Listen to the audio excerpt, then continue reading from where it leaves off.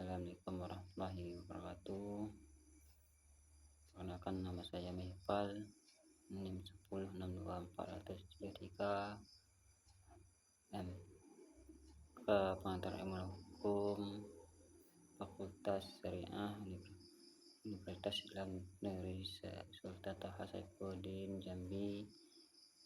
Baiklah, pada video kali ini saya sedang melaksanakan kewajiban sebagai mahasiswa, yaitu dengan mengikuti ujian akhir semester dalam mata kuliah pengantar ilmu hukum dengan dosen pengampu Bapak Jan Haryanto SH MH. Baiklah, saya akan menjawab pertanyaan yang pertama, yaitu hukum dibuat atau dibentuk memiliki tujuan dan fungsi. Uraikan dengan jelas tujuan dan fungsi tersebut. Yang pertama, tujuan hukum. Tujuan hukum adalah arah atau sasaran utama dari dibentuknya hukum dalam suatu masyarakat atau negara. Secara umum, para ahli hukum merumuskan beberapa tujuan utama hukum sebagai berikut.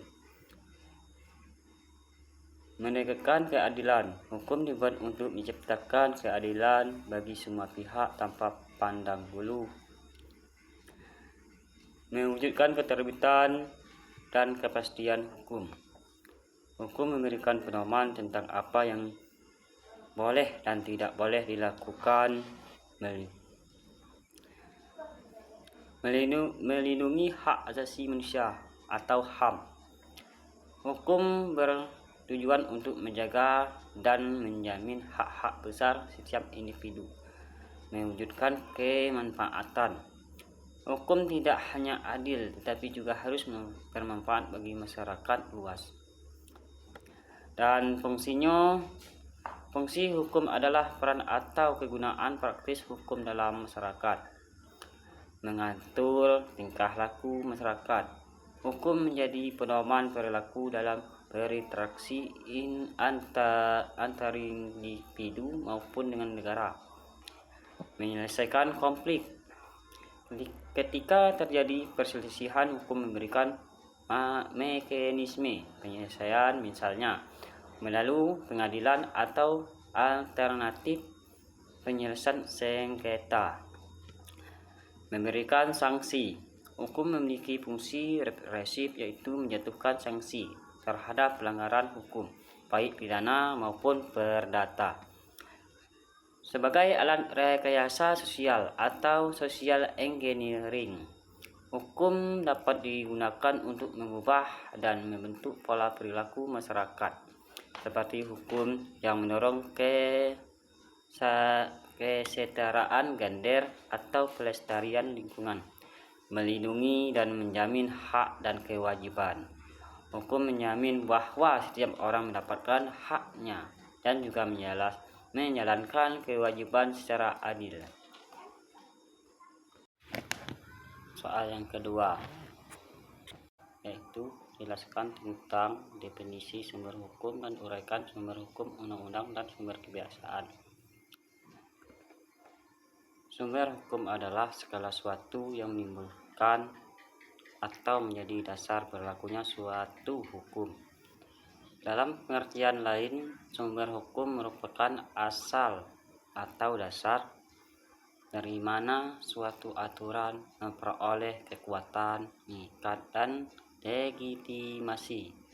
Sumber hukum juga dapat diartikan sebagai tempat atau asal mula ditemukan ketentuan-ketentuan hukum yang berlaku dalam suatu negara. Sumber hukum dapat dibedakan menjadi dua. Sumber hukum material, faktor-faktor yang mempengaruhi isi hukum seperti kondisi sosial, budaya, politik, ekonomi, dan agama. Sumber hukum formal, bentuk atau wadah yang menjadi suatu norma hukum mempunyai kekuatan mengikat seperti undang-undang, kebiasaan, tarkan, jurisprudensi, dan doktrin.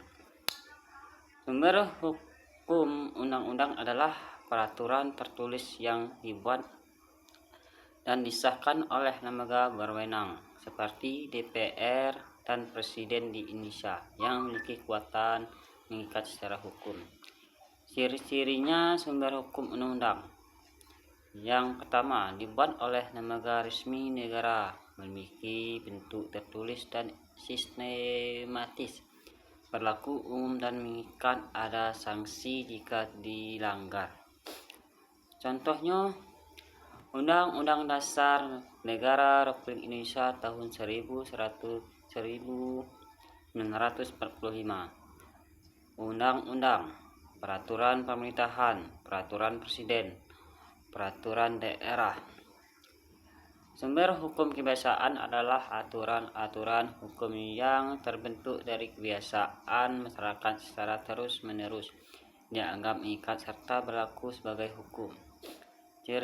Ciri-cirinya sumber hukum kebiasaan terbentuk dari praktik atau kebiasaan yang berlangsung lama, diakui dan dipatuhi oleh masyarakat, bersifat tidak tertulis tetapi tetap mengikat, berlaku secara lokal atau dalam komunitas tertentu.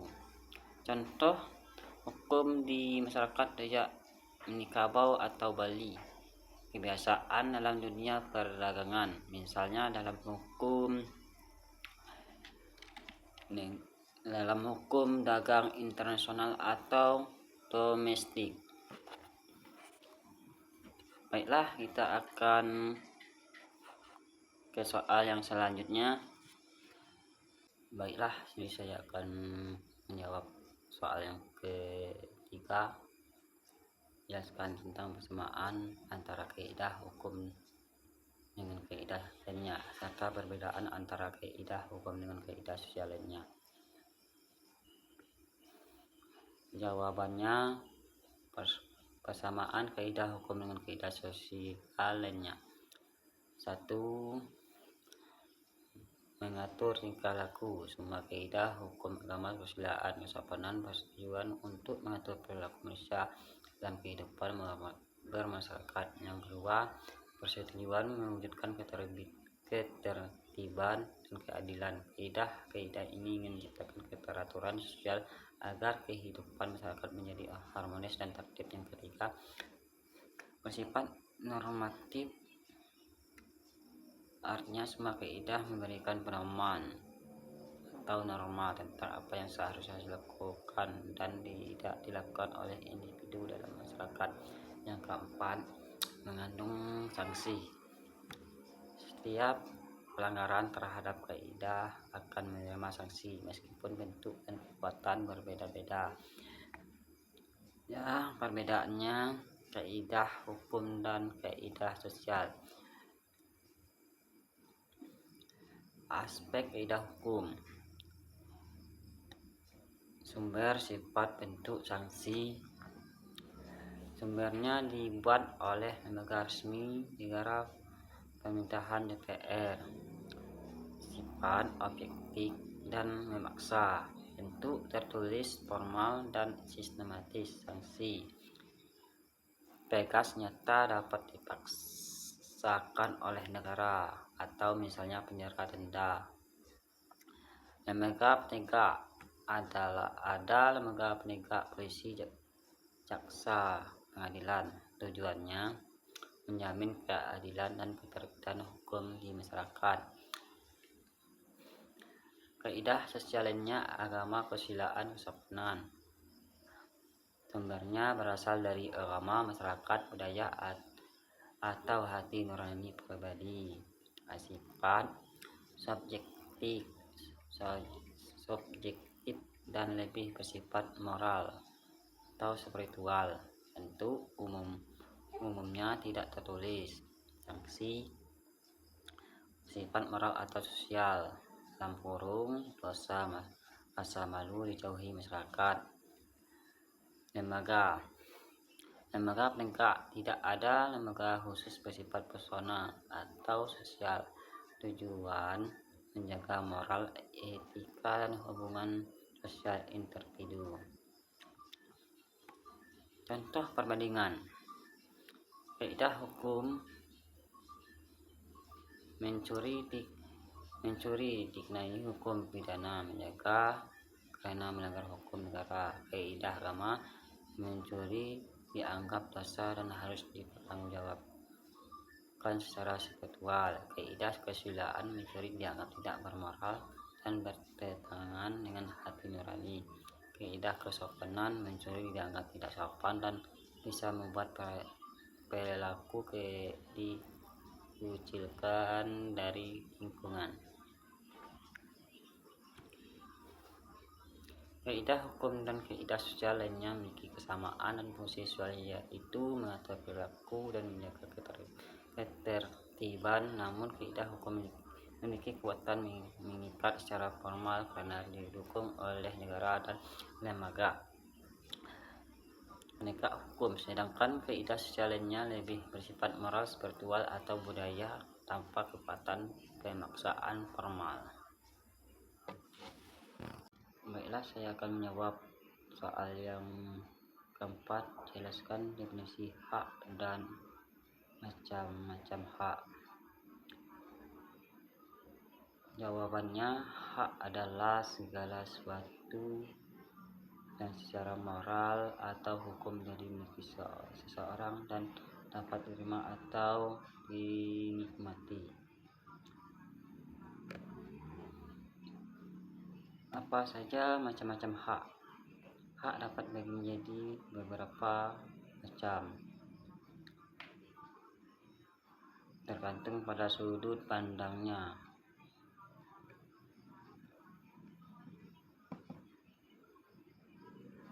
Yaitu terbagi menjadi 3. 1. Berdasarkan sifatnya, hak asasi manusia. Yang kedua, hak laga. Berdasarkan bidang kehidupan, hak politik, hak ekonomi, hak sosial dan budaya. Yang ketiga, berdasarkan subjeknya, hak individu atau perseorangan, hak kolektif komunal. Baiklah, saya akan menjawab soal yang kelima. Uraikan dan jelaskan perbuatan hukum dan akibat hukum serta berikan contohnya. Jawabannya, perbuatan hukum adalah tindakan seseorang, baik individu maupun badan hukum, yang dilakukan secara sadar dan bertujuan untuk menimbulkan akibat hukum, yaitu menimbulkan, mengubah, atau menghapuskan hubungan hukum tertentu. Contoh perbuatan hukum meliputi membuat perjanjian, membeli barang, menikah, menyewa rumah, membuat wasiat. Pengertian akibat hukum. Akibat hukum adalah dampak atau konsekuensi hukum yang timbul sebagai akibat dari suatu perbuatan hukum. Akibat hukum bisa berupa timbulnya hak dan kewajiban, perubahan status hukum, penghapusan hak dan kewajiban.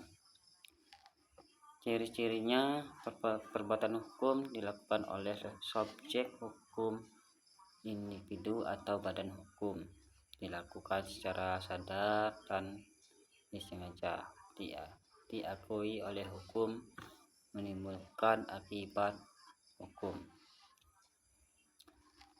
Contoh perbuatan hukum dan akibatnya. Perbuatan hukum: menjual rumah, hak memiliki atas rumah berpindah ke pembeli, penjual menerima pembayaran. Menikah secara sah menurut hukum, status hukum menjadi suami istri, menjual hak dan kewajiban dalam rumah tangga. Sekian yang dapat saya sampaikan, lebih dan kurangnya mohon maaf, dan semua kekurangan saya materi dalam video ini mohon dimaafkan. Saya akhiri. Wassalamualaikum warahmatullahi wabarakatuh.